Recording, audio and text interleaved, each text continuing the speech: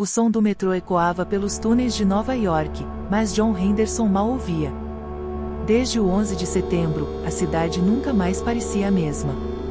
Todos os dias, ao passar pelo vazio que as torres gêmeas deixaram no horizonte, ele sentia um aperto no peito. Era ali que seu irmão, Michael, trabalhava. E foi ali que ele morreu. John tentava seguir em frente, mas algo o incomodava profundamente. Na última semana, ele compareceu a várias reuniões de grupos de apoio para familiares das vítimas. Entre abraços e lágrimas, surgiam conversas discretas, mas persistentes.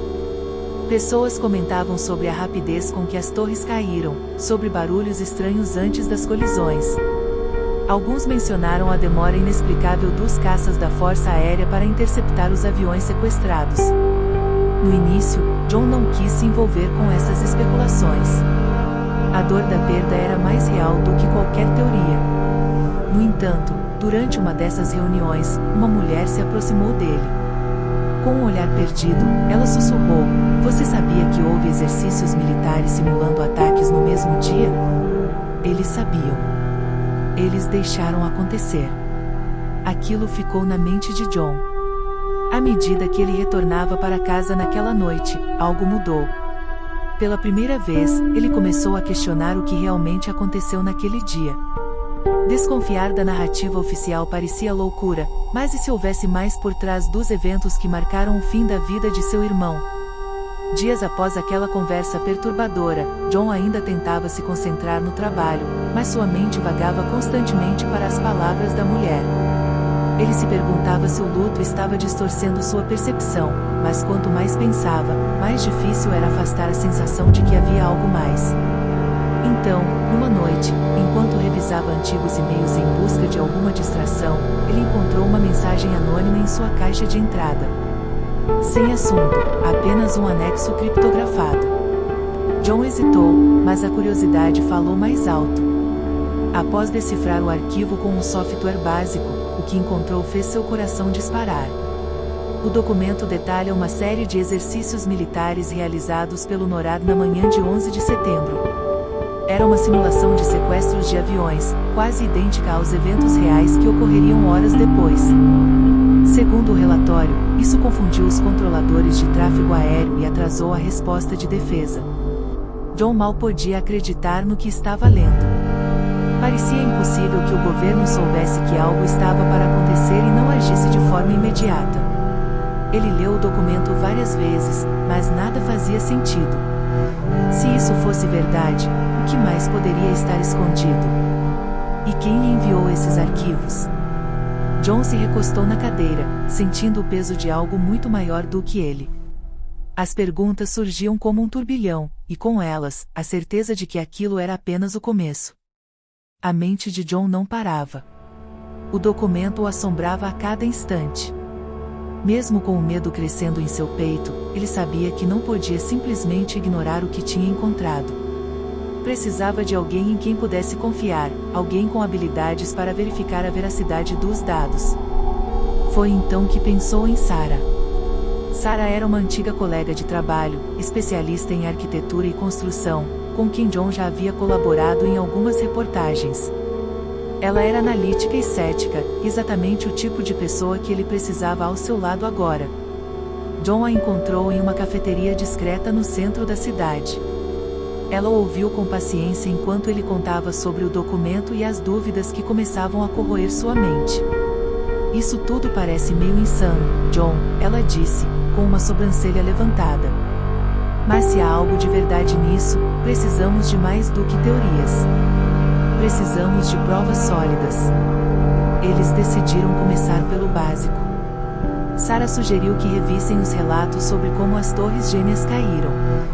A versão oficial indicava que o impacto dos aviões, junto com o fogo subsequente, fez com que os edifícios ruíssem. Mas alguns engenheiros independentes já tinham sugerido que a queda parecia uma demolição controlada. Com Sarah à frente dessa investigação técnica, eles começaram a contatar sobreviventes e pessoas que estavam próximas no dia dos ataques. Alguns mencionaram ter ouvido explosões antes mesmo dos aviões colidirem. Outros falaram sobre o caos na resposta dos serviços de emergência, como se houvesse uma confusão deliberada. À medida que as peças começavam a se encaixar, John e Sarah perceberam que algo mais sinistro estava enterrado sob os escombros daquele dia trágico. E a sensação de estarem sendo observados começou a crescer, como uma sombra que se aproximava lentamente. Conforme John e Sarah se aprofundaram na investigação, as estranhas coincidências começaram a se transformar em padrões assustadores. Mais testemunhas relataram sons de explosões, e um engenheiro anônimo forneceu uma análise técnica sugerindo que as torres poderiam não ter desabado apenas pelo impacto e incêndio. A cada nova informação, o senso de perigo crescia. Uma noite, voltando para casa, John percebeu algo estranho. Um carro estacionado na esquina. As luzes desligadas, mas o motor ainda ligado. Ele diminuiu o passo, olhando ao redor, e sentiu um arrepio. Por dias, ele havia notado pessoas diferentes o observando, nos cafés, nas ruas, até mesmo perto de sua casa. No começo, ele achou que era paranoia, mas agora parecia real. Chegando em casa, as suspeitas de John foram confirmadas. A porta estava ligeiramente entreaberta. O coração acelerado, ele entrou com cautela. A casa estava revirada. Gavetas abertas, papéis espalhados pelo chão, mas nada parecia ter sido roubado. Isso era um aviso. Ele sabia que quem quer que estivesse atrás dele não estava interessado em seus pertences, mas nas informações que ele possuía. John ligou para Sarah imediatamente. Eles estavam aqui, disse ele, a voz tensa. Estão nos vigiando. Sarah não pareceu surpresa. Naquela mesma manhã, ela havia notado um homem estranho rondando seu escritório, fazendo perguntas sutis sobre ela. Precisamos ser cuidadosos, John. Estamos mexendo com algo grande. O sentimento de urgência se intensificava. Se eles continuassem, seria questão de tempo até que fossem silenciados. Mas agora não tinha como voltar atrás. Estavam demasiado próximos de algo imenso, e desistir significaria enterrar a verdade junto com suas vidas. Determinados a descobrir a verdade, John e Sarah sabiam que precisavam ir mais fundo. Depois de noites insones, cruzando informações e analisando documentos, finalmente encontraram um ponto de ruptura: arquivos confidenciais vazados por um contato de Sarah, alguém que trabalhava nos bastidores do governo. Esses arquivos revelavam algo chocante. Documentos internos mostram que, semanas antes dos ataques, altos funcionários haviam sido alertados sobre uma ameaça iminente.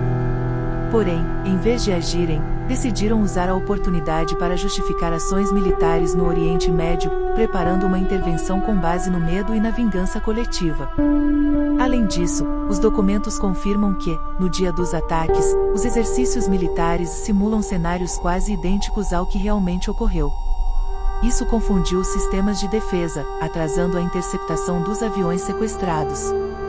Tudo parecia deliberado, meticulosamente planejado para criar caos e hesitação. John sentia náuseas ao ler aqueles relatórios. Sarah, com a voz pesada, rompeu o silêncio. Eles sabiam. Não só deixaram acontecer, como usaram as vidas perdidas para justificar uma guerra. O peso da verdade os esmagava. Eles finalmente tinham em mãos as provas do encobrimento, mas a questão agora era, como revelar isso sem serem silenciados? A tensão atingia seu ápice. Com as provas em mãos, John e Sarah sabiam que não poderiam simplesmente divulgar as informações sem enfrentar enormes riscos. Cada movimento parecia monitorado. Cada passo que dava era seguido por olhos invisíveis. Na manhã seguinte à descoberta dos arquivos, o perigo ficou ainda mais claro. Sarah desapareceu. John tentou ligar para ela várias vezes, mas o telefone só dava sinal de ocupado. Ele foi até o apartamento dela e encontrou a porta trancada. Vizinhos diziam que não a viam desde a noite anterior, e sua ausência sem explicação confirmou o que John temia: eles estavam sendo caçados. Sem tempo para hesitar, John pegou suas provas e fugiu para um local seguro. Encontrar Sarah seria impossível naquele momento, e ele precisava agir rápido para garantir que a verdade não fosse apagada junto com eles. Cada esquina se tornava uma ameaça, cada passo, uma escolha entre vida e morte. Agora, com o governo e forças poderosas em seu encalço, John sabia que a única maneira de sobreviver seria expor tudo o mais rápido possível. Ele contatou jornalistas independentes que poderiam divulgar as informações sem serem facilmente suprimidos. A corrida contra o tempo havia começado. Refugiado em um local seguro e sem notícias de Sarah, John sabia que restava pouco tempo.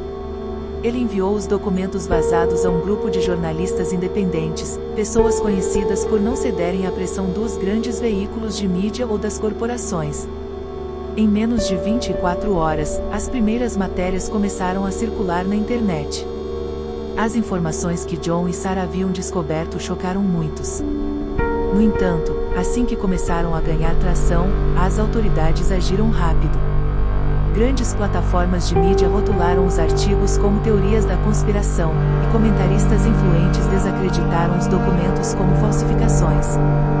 O governo negou as alegações com veemência, e qualquer tentativa de discutir o conteúdo era silenciada ou ridicularizada. John assistia, frustrado, enquanto a verdade que arriscaria tudo para revelar era ofuscada por uma campanha maciça de desinformação. Mesmo com as provas em mãos, ele agora compreendia o verdadeiro poder de controlar a narrativa. O público, desacreditado e confuso, voltava ao status quo, e as perguntas legítimas eram enterradas sob um mar de negação. Ele sabia que, por mais que parte da verdade tivesse sido exposta, a batalha estava longe de ser vencida. O silêncio forçado de Sarah ecoava como um lembrete amargo de até onde aqueles no poder iriam para manter seus segredos. Meses se passaram, e John agora vivia sob um nome falso, isolado do mundo que conhecia. Sarah jamais foi encontrada, e seu desaparecimento silencioso era uma ferida aberta em sua mente. Mesmo após arriscar tudo, o mundo seguiu em frente, e a verdade que ele lutou para revelar foi enterrada sob camadas de descrédito.